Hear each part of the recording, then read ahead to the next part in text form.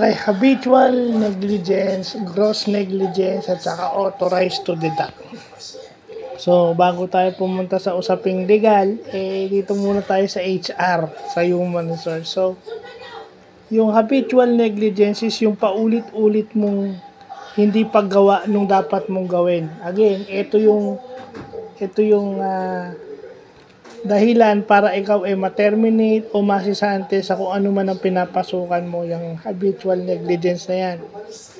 At wala kang laban dyan kahit sabihin mo pumunta ka pa sa labor, di ba?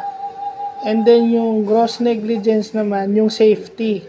Halimbawa may na-aksidente o may napahamak ka o napahamak yung ibang tao o maaring namatay yung ibang tao dahil sa'yo. So, gross negligence yun. Pag yung safety at yung buhay ng ibang tao hindi mo pinangalagaan. So, lagay na natin sa ganun. And then yung authorized to deduct, ibig sabihin yun yung legal document daw na nag-authorize sa isang third party na kaltasan ka, na magkaltas on your behalf. Kumbaga, sila yung magre-representa sa'yo na kaltasan, na magkaltas dun sa sweldo mo. So, yun yung authorized to deduct.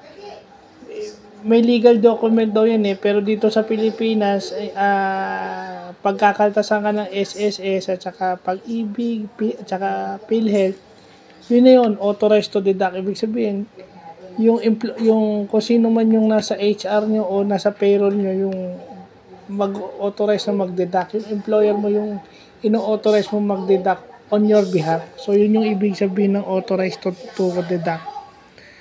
Kasi meron tayong authorized to print, di ba, sa resibo. Ito, authorized to deduct.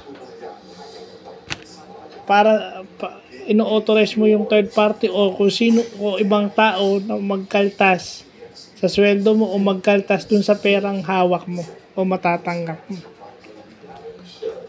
So, yun yung mga bagong term nating natututunan.